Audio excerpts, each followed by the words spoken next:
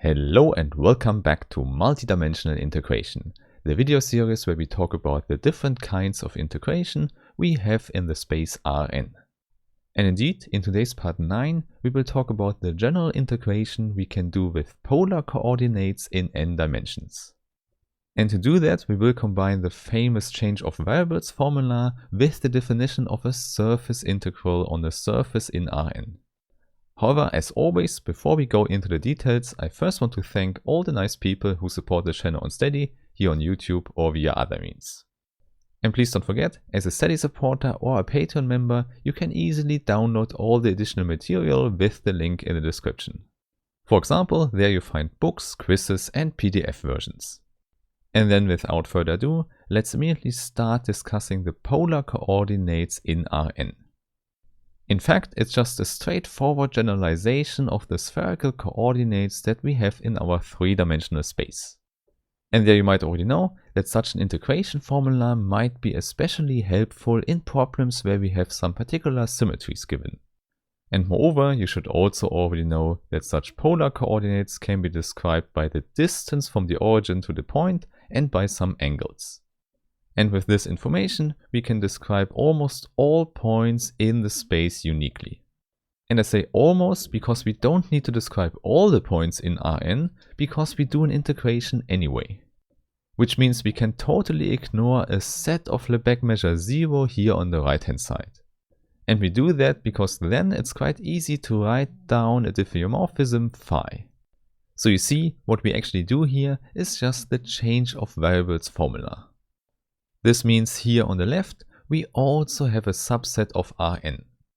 More precisely, it's an open subset and we can write it as a Cartesian product. And there the first coordinate should be the radius, so it goes from 0 to infinity. And the other ones are the angles, where only the first one has to go from 0 to 2 pi, where the other ones go from 0 to pi. So in that sense, it works exactly the same as in R3, we just need some more angles in addition. And now in order to keep it tidy, let's put all these intervals for the angles into an n-1 dimensional subset U. This means if we call an element from U theta, then this one has n-1 coordinates. And in order to keep it simple, let's call them theta 1, theta 2 and so on. Okay, and now most importantly, we have to write down the definition of our diffeomorphism phi. So the input is given by our n parameters and the first one we call r. This makes sense because it should be the radius and the other ones are our theta angles. And now you know the output of phi should be a vector in Rn as well. And there we just have to describe how we build the whole vector. And this is not so complicated because we always have the radius r in front and then we have cosine and sine functions of the angles. And now one efficient way to describe it is to start in the first component with the sine of theta 1. And then we multiply this with sine of theta 2 and we continue until we reach the last angle. So this makes the first component quite simple. And now in the second component we do the same thing, but we use the cosine of theta 1. And otherwise the other angles are repeated with the sine function. Okay, and now after that, every component will have a cosine function and we will drop one angle after the other.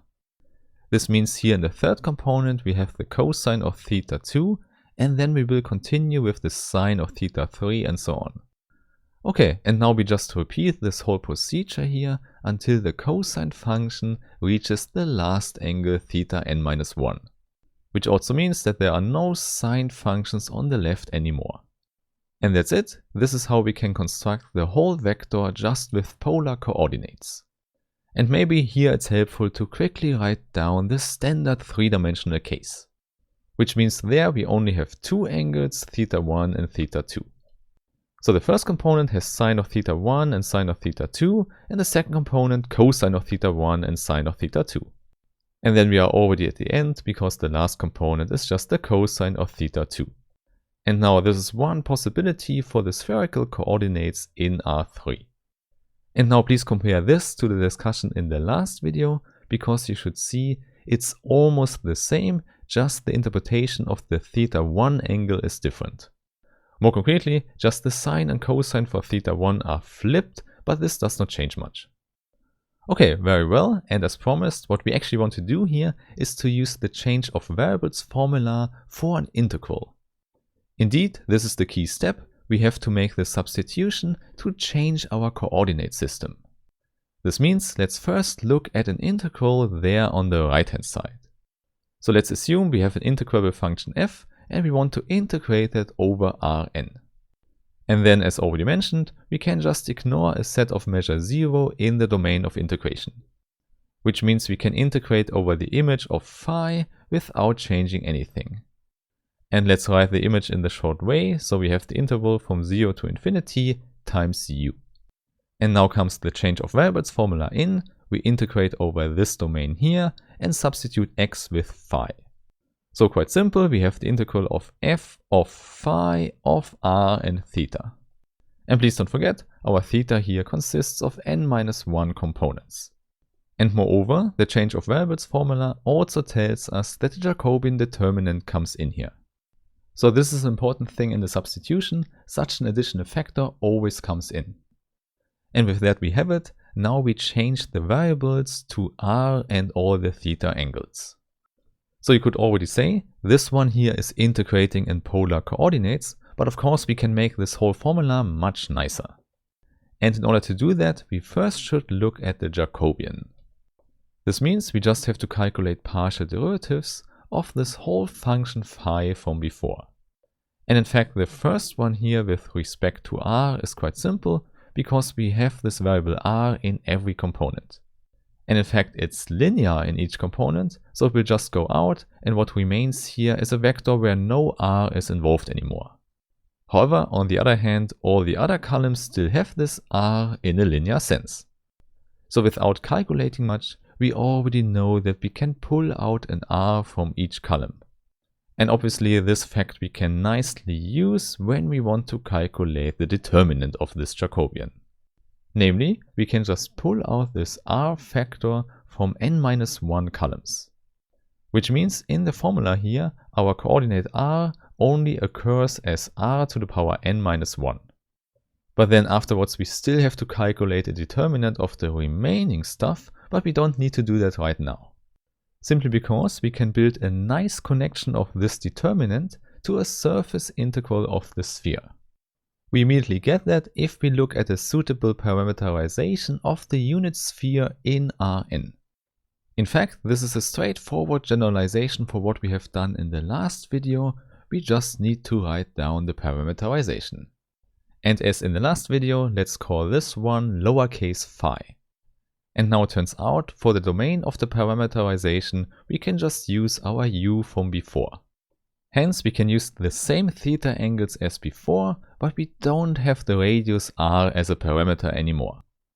Otherwise, everything stays the same, which means with this formula here, we describe almost everything on the unit sphere. And this should not be a surprise, because if we take our capital phi and we set the radius to 1, we should get the unit sphere in Rn. In other words, this vector here is just our capital phi at 1 theta. But there's also a different interpretation, because we can also say it's the partial derivative of phi with respect to r.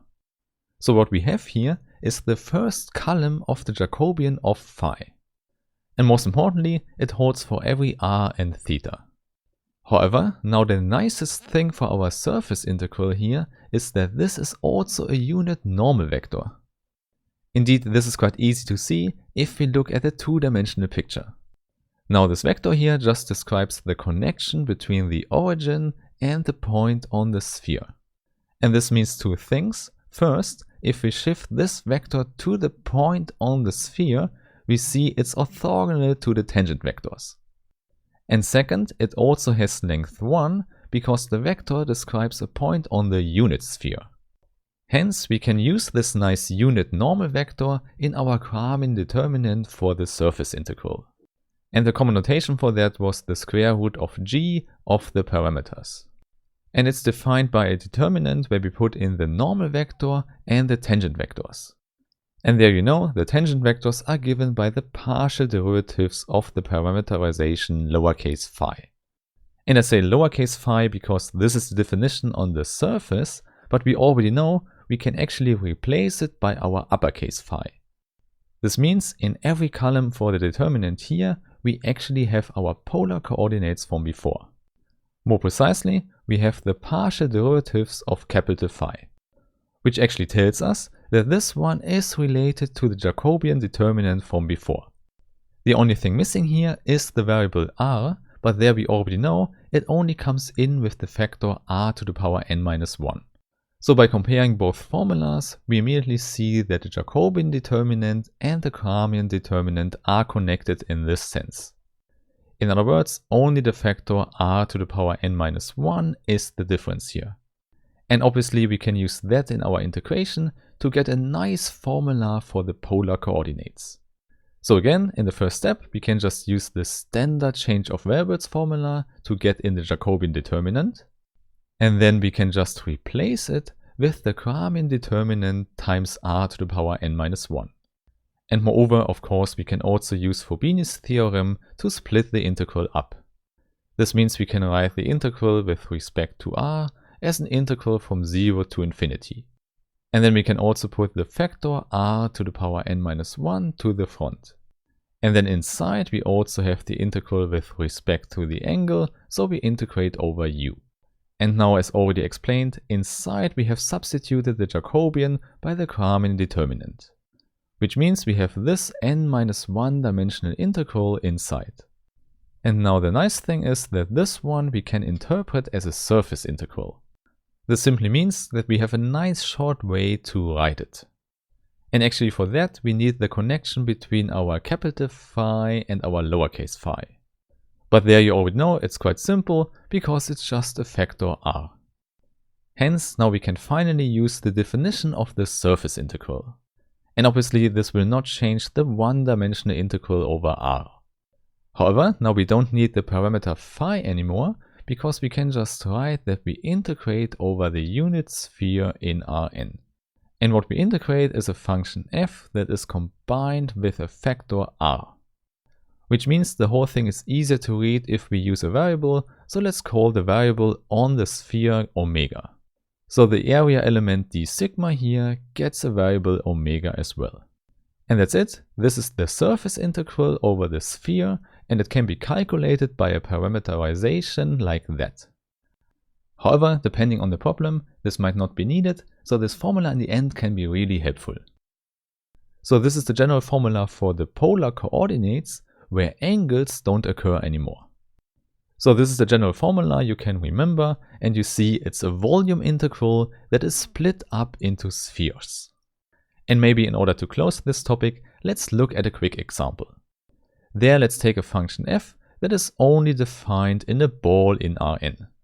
So more precisely, f of x should be given by the standard norm of x.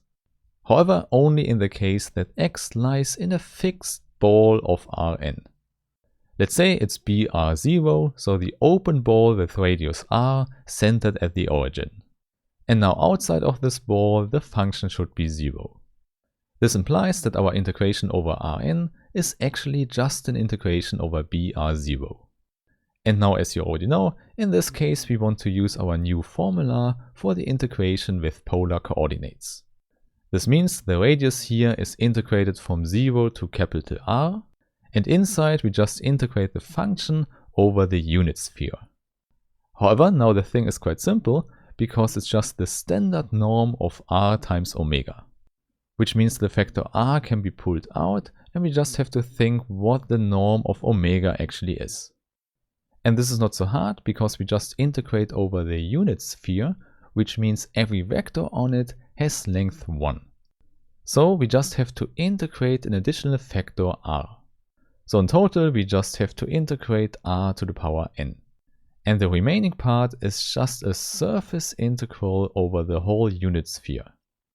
Which simply means this gives us the surface area of it, or in other words, the n-1 dimensional volume. Therefore the result here is just 1 over n plus 1 times capital R to the power n plus 1 times the volume of the n-1 dimensional sphere with radius 1. So for example, this volume is exactly 4 pi in the case that n is equal to 3. And with that we have it. Now you know a nice general formula for integrating with polar coordinates in n dimensions. And I would say in the next videos we can discuss some other integration rules which can be really helpful in calculations. So let's meet there again and have a nice day. Bye bye.